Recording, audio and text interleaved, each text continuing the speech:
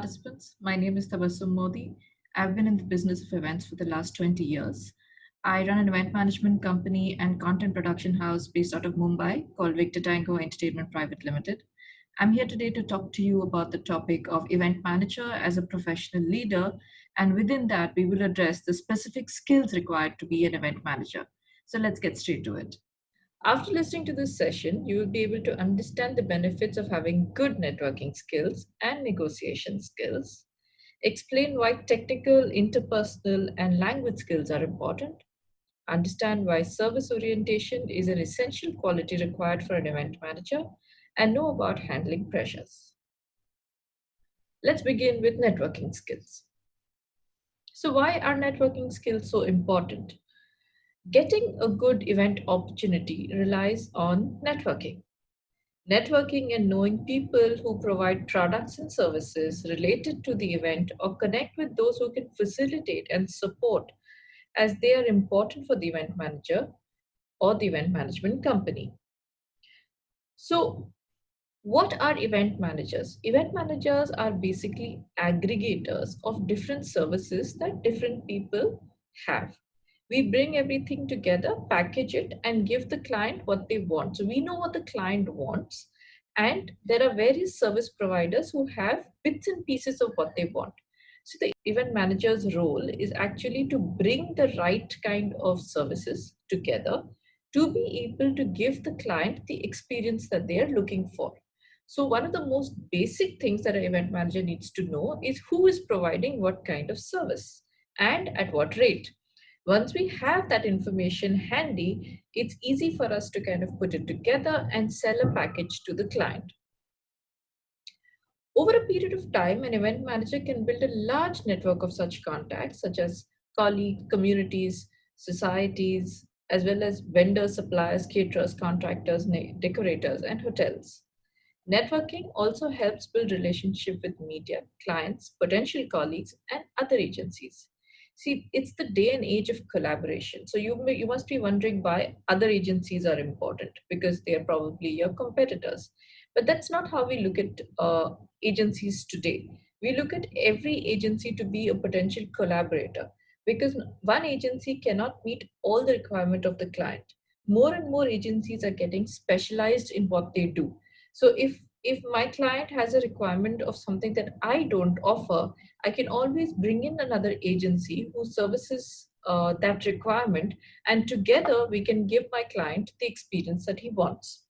Potential colleagues. Now, sometimes you meet people and say, okay, I would like to have this person on my team, either as an employee of my company or as a freelancer, or they're great at what they do.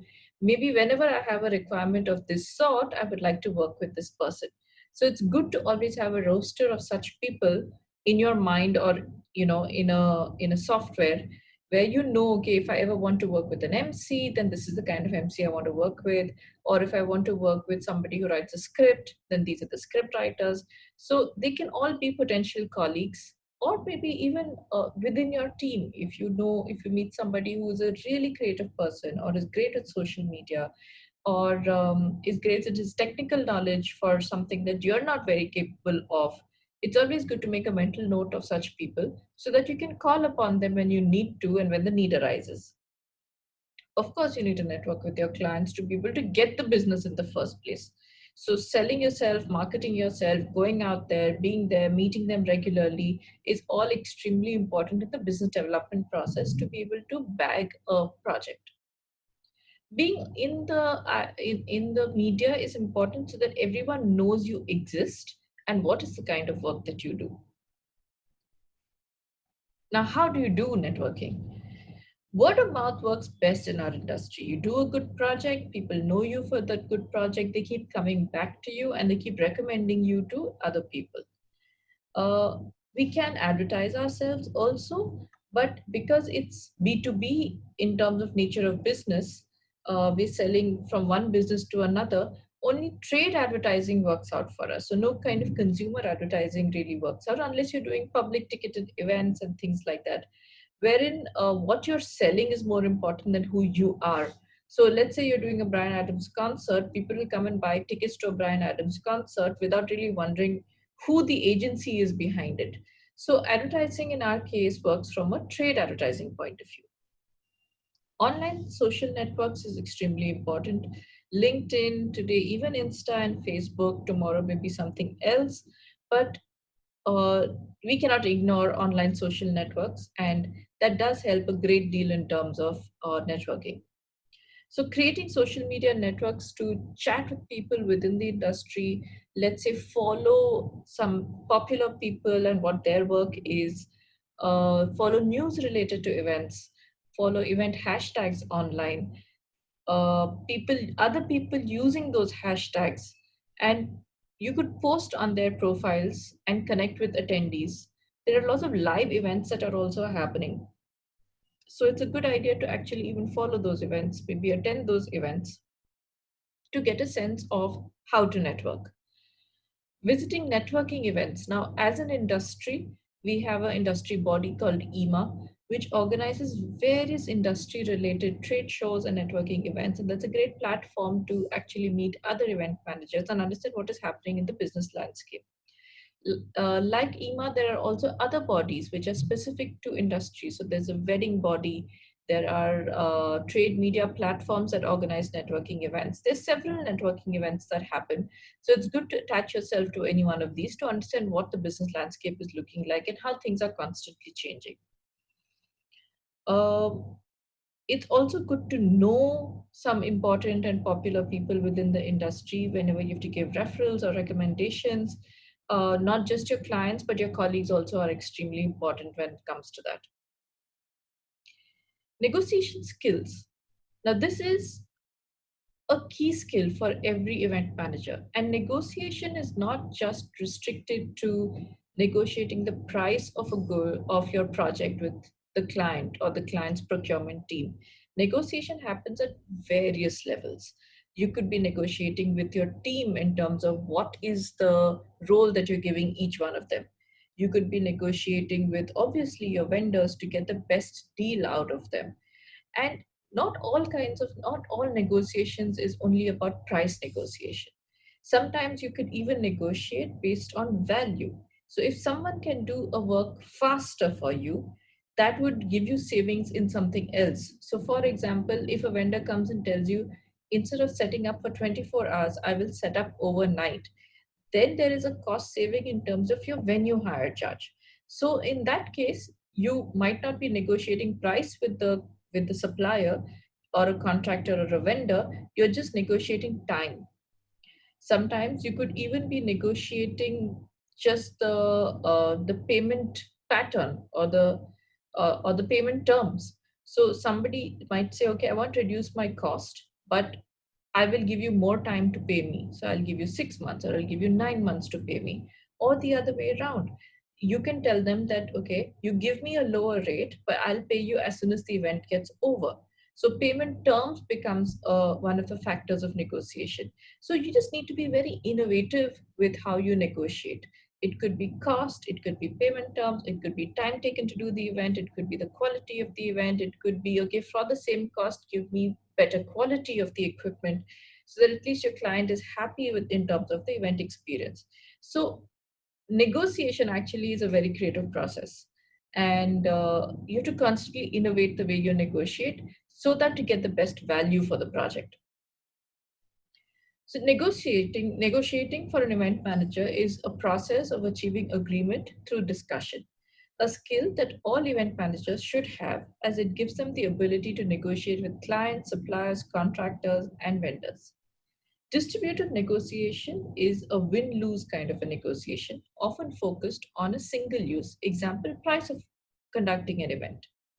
Integrative negotiation is a collaborative bargain to maximize joint outcome by recognizing and seeking value on multiple issues. Negotiate deals which will benefit you and your client. Some basic pointers: before you begin any negotiation, you should know what is the absolute best alternative for achieving your objective. So you need to know what is the bottom line, right? You also need to know what are the other options you have with you. So if a particular person you're negotiating with says, no, I'm not interested, or I cannot give you what you're asking for, Do you have a backup plan, or are you going to be completely left hanging without an option if you say no to this guy? So having options gives you a better negotiating power. With practice and opportunity, negotiation skills becomes better. This will also make you more confident and a stronger negotiator. When you meet each other in networking events, you get a lot of opportunity to discuss and bargain.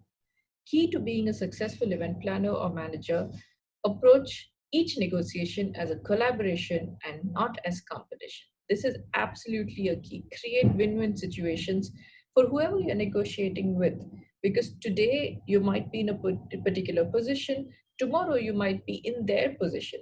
And as an event manager, we're constantly fighting both battles, right? There is a client side who's negotiating with us, and we are constantly negotiating with our suppliers. So very often what happens is we don't actually make money from the client. We actually make money from our suppliers. So you're always in that you're on either side of the table at any point of time. So always have a collaborative approach if you want a collaborative approach from your client. Technical skills. An event manager needs to have the capabilities to understand information technology, which would include computer hardware, software, networking, internet. Additional knowledge of technical facilities like lighting, electricals, and electronics is necessary. Some idea of space and understanding of technical site maps, drawings can help in knowing what kind of space is required and what would be the layout. Another important aspect is the knowledge of requirement of sound equipment. Now, these kind of skills actually come with a lot of experience, a lot of time being spent on the floor and seeing things happen. So it's nice if you're beginning to always be an apprentice to someone who knows, listen to them and understand, and learn on the job. Very often, these things cannot be taught to you theoretically. It's always good to have hands on experience. And the more hands on experience you have, you constantly keep learning and evolving, especially in times like now where digital is so much a part of what we do as events physically. You need to constantly keep innovating, learning, being on top of your game in terms of what is new that's happening. In recent years, electronic gadgets, equipments, machines, and automation have made it much easier to plan and execute events. Hence, you need to know how to operate them. For this, some of the apps, resources, and devices for technical literacy are event management softwares, event marketing softwares, ticketing apps, social media platforms, Microsoft Office and Google G Suite, project management tools, and audiovisual equipment. So, very often we see that traditional teams who have been working hands on shy away from taking help of softwares or apps because they feel it's additional work for them. But you have to understand that once you start getting used to working with these softwares, you kind of, it becomes a part of your life. It's like Excel for an event manager. When you come into the business of events, you probably did not know Excel or you did not know PowerPoint. But over the years, you cannot do an event without an Excel sheet. You have to plan down everything that you need to do, or your schedules or workflows on an Excel sheet. So it's become your best friend over time. Similarly, softwares keep evolving. So it's good to always have an eye out on which are the good softwares. How can they make your life easier? And try and learn it, try and apply it. And if you don't know, take help from someone younger, someone more internet savvy, someone more who's more in tune with this way of working, because eventually it will help you. Moving on to interpersonal skills. An event manager's interpersonal skills will enable the ability to communicate with clients effectively. Interpersonal skills can be depicted through the following: how well we communicate with others, our confidence, our ability to listen and understand, empathy for the client, problem solving, decision making, personal stress management. Now, each one of these points are extremely important, and you have to understand that when you're in a project, it's a high pressure situation. It's not just high pressure for you and your team. Believe me, it is very high pressure for the client also. So he has placed his trust on you, on your team to deliver something for which he is also answerable back at his company or her company. So there is a lot riding on the success of this event. So the pressure is constantly going to be high. Your client is constantly going to be looking for best value for his company through the event, and you are going to be constantly looking for being able to deliver a good quality event. So sometimes you will see notice that the client is moving towards communicating with one particular person in your team, and that's probably because they've kind of hit a particular rapport in terms of their interpersonal skills. So they try to communicate through that person because they get confidence from that person. They feed off the trust and confidence the other person is giving them. Your ability to solve problems and take decisions quickly would give your client that trust in you. So, these skills are extremely important to be a part of every event manager or every event leader's DNA. Event managers with strong interpersonal skills are more successful. With calm and confident event managers, clients, suppliers, and colleagues feel more comfortable in communicating. Interpersonal skills can be developed on a continuous basis. So the more you do, the older you get, the more experience you get. You've seen so many different situations. You've encountered so many different crises. So you know when to actually fret and when not to let things affect you. And it will come with time and experience. Body language and language skills. The unspoken element of communication is probably the most important thing when it comes to events. It actually shows your true feelings and emotions. For example, your gestures, your facial expression, your posture, how you feel towards a certain thing. Sometimes you don't need to say it at all, but if you're feeling that what your client is asking you is absolutely unreasonable, it will show on your face. So try and be conscious of your body language because it communicates far more than you want to communicate. Body language is seen as a part of an event manager's communication. This becomes more visible when you're constantly on the move and directing your team and interacting with various people. Looking dynamic and full of energy will inspire others and make them feel energized. During a project, now there are going to be extended hours of work. There are going to be nights when you've not slept. There's going to be pressure because there's a deadline and maybe things are not moving at the speed at which you wanted it to move. So, how you handle a particular situation, your nonverbal communication, your attitude, your body language is going to define how everyone else works. So, when you see things are not done and you get down to doing it yourself, your team will automatically become conscious of the fact that probably the thing is not done on time and start working faster. So everybody is looking at you, your client is looking at you, your suppliers are looking at you, your team is looking at you. So your what you do, what you say, what you feel, what you think, your body language is communicating every minute, whether you're stressed, whether you're happy with what has happened, whether you find something is absolutely ridiculous. Everything is being watched by people who are working for you and with you. So try and be as positive as you can in your outlook. Language is a very essential skill for every event manager. This skill helps to communicate better. English is definitely required unless you're working in very regional markets where it helps to know the regional language also. But mostly it is the ability to communicate what you have in mind, because you as the event manager know or have planned something. For your supplier or your vendor to give you what you have planned, you need to be able to communicate that. That could be through pictures, it could be through local language, it could be through English, it could be some kind of non-verbal communication. But being able to communicate what you need is very, very important. Otherwise you will come on the event day and see that something completely different is made from what you had in mind. Service orientation. Events is a service based business. By being service oriented, an event manager can always satisfy and get clients to come back and refer you to others. So, if you see, it's all a big circle. Your negotiation skills, your networking skills, your ability to service your client, and your ability to generate more business. It's all looped in together. Do a good project and you get more work, you get references. But one bad project can really tarnish your image for a very, very long time. So you're as good as the last project you did. And remember that for every project, irrespective of how many projects you've done, that last project has to be your best project. And that goes on, that never changes.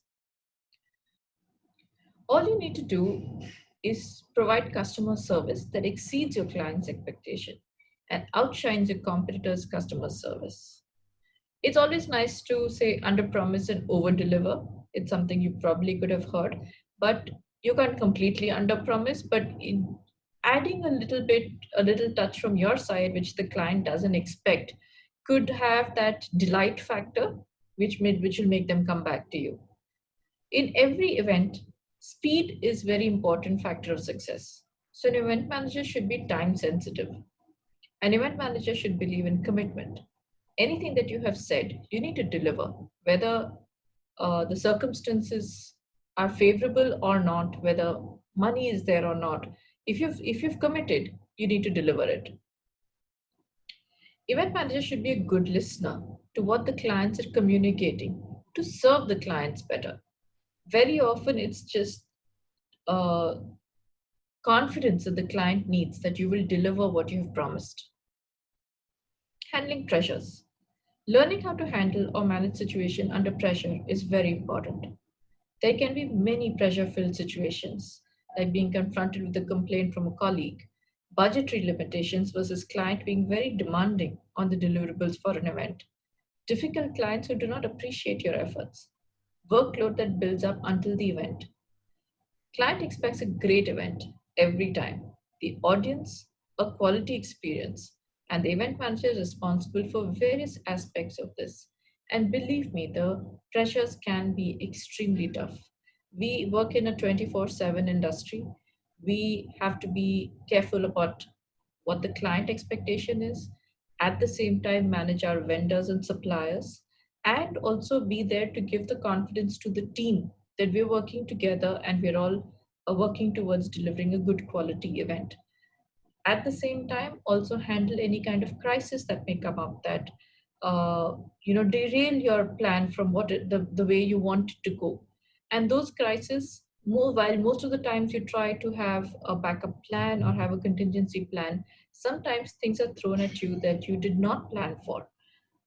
More and more such situations can come up. So having a team maybe to take care of a contingency or a crisis situation would be a good idea, whose job is only to manage crisis situations so that everyone else is not derailed from what they want to achieve or what they want to deliver. Thank you, and I hope this session was useful for you and you've taken away some good insights on what the skills required to be an event manager are.